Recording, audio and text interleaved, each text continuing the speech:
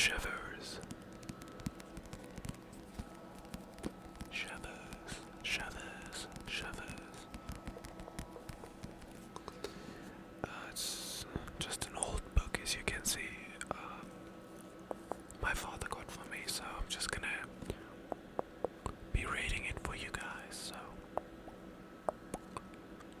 sit back or lie back and enjoy.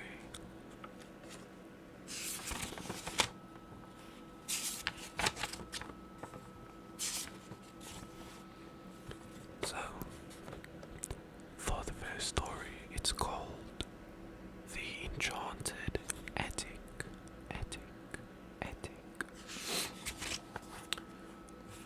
Chapter 1. Nicole pulled the covers up to her nose. Only her eyes peeped out, big and round and frightened. She did not like this house at all. It was her first night here. Forget about the bed being a lump that she could live with. But the house came with strange noises. There seemed to be a scurrying sound coming up from the ceiling. Maybe it was rats, she thought, and she shivered. Beneath her, the floorboards creaked, even when no one walks on them. The wind rattled her window panes. Outside, the trees moaned in the breeze. There's nothing wrong, Nicole told herself. The noises don't mean anything. It's just me being a scaredy cat again, as usual. Nicole was 11 and she didn't much like new things. They made her uncomfortable. She loved to read, but she read the same books over and over and over. She loved music, but she listened to the same song again and again. In fact, one of the things that made her saddest about moving was having to leave behind her favorite radio station. She liked familiar things. Here in a new house, in a new state, nothing was familiar. Nicole closed her eyes and tried to sleep. She might as well have tried to fly to the moon. The rats, or whatever it was, scratched in the ceiling. The windows rattled, the trees moaned. She opened her eyes again. The moon was full. The shadows of a tree limb dancing crazily over the wall. Nicole pulled the blankets even closer to her nose. It was her father's fault that she couldn't sleep. She thought to herself, he was the reason they had to move.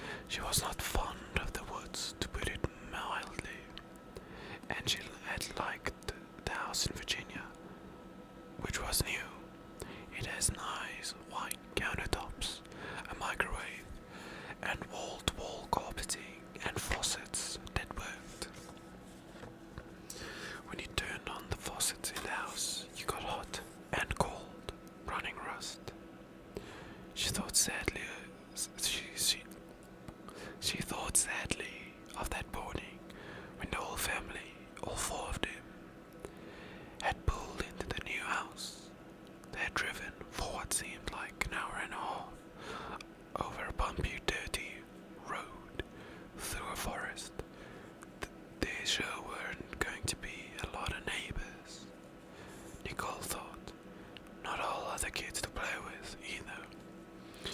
Nicole realized she'd probably get stuck playing with her little sister, Cassie, a lot, which was not an attractive prospect. Cassie was okay, but she was pretty tricky for a 7-year-old. She liked to torment Nicole by pinching her or refusing to leave her room. Or grabbing one of her toys. Then Nicole yelled at her. Cassie would cry. Their parents would barge in and yell at Nicole every time, even though Cassie had started it.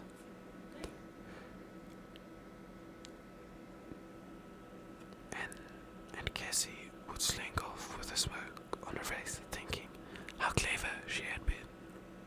It drove Nicole crazy. Her mother and father never understood. You're older, so we expect more from you, her mother would say. Great, that was a lot of help.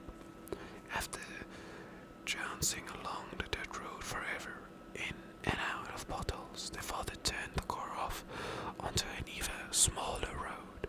Actually, calling it a road was generous, Nicole thought. It was really 2 ruts in the dirt with grass growing in the middle. Oh, Daddy, this is going to be neat, said Cassie.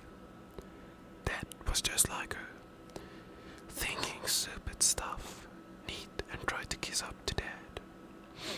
This wasn't going to be neat at all, Cassie thought. No, Nicole thought. Not even a little bit. Don't you think it's going to be neat? Cassie said to Nicole. No, said Nicole. She crossed her arms, pouted, and stared at the window, with her back to her little sister. That's no way to approach a new experience, their father said from the front seat. This is going to be fun. Nicole, their mother said, I'm not going to have you pouting all the way over to the house. Now shape up. Now shape up. You're old enough for us to expect more from you. Look at the way Cassie is approaching it. Now, get that look off your face. Cassie had done it again. She'd made herself look good and gotten Nicole in trouble with her parents. Nicole stuck a peek over her shoulder at Cassie. She was sitting there with that little smirk of triumph on her face. Nicole felt madder than ever.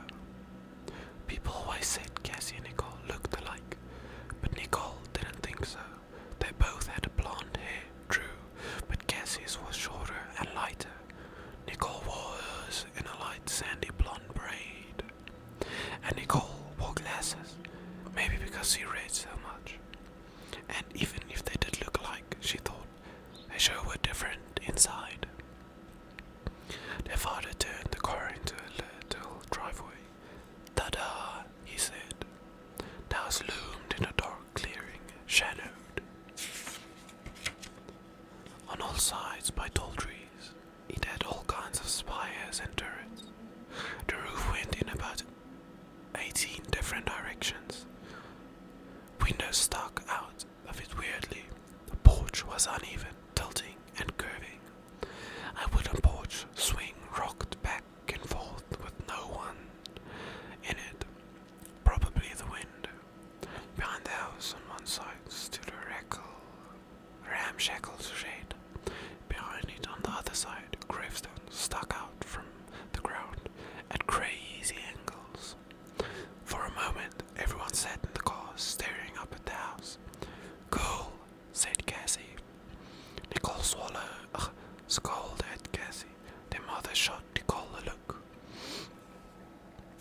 Now, lying in her bed, Nicole's mood remained as dark as ever. She was as mad as she could be, and more than that, she had to admit she was scared.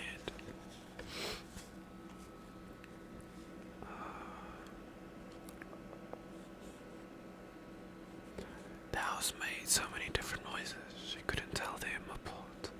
They just blended into one big symphony of the weird. Nicole realized there was no way she was going to sleep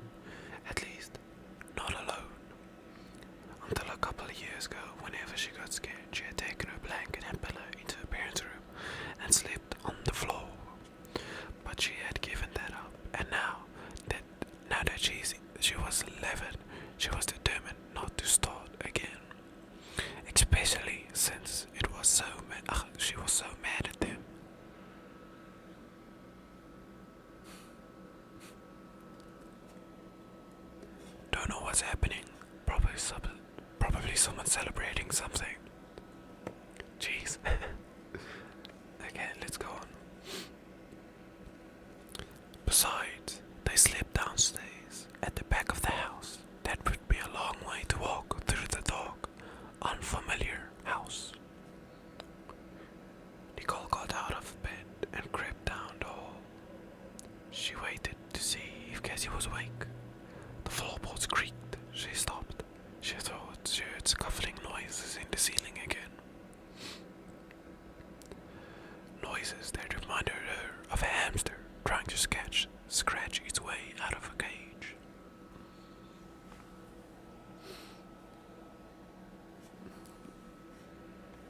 Out of a cage. She took a deep breath, ignored the noises, and walked towards Cassie's room. The door was open. Cassie lay on her back, bathed in the moonlight. Her arms were spread wide. Her head was tilted back at an odd angle. She was snoring a little 7-year-old snore. Fat lot of help she was, Nicole thought. She turned to her room, got into bed, and pulled the covers up over her head. She had to stop being a scaredy cat, she told herself. Her parents were right. She was old enough to be expected more from herself. Yeah. She closed her eyes, determined to will herself to sleep. With the covers over her head, she analyzed each noise. The one in the ceiling was the rats, or probably mice, she decided. The rattling was the window panes in the breeze. The moaning noise was the tree trunks swaying in the wind, and the creaking was something she didn't recognize. She listened more closely. Creak. Silence. Nicole held her breath. Creak. Silence. Creak. Silence. Creak. The noise was getting nearer. Each creak was a little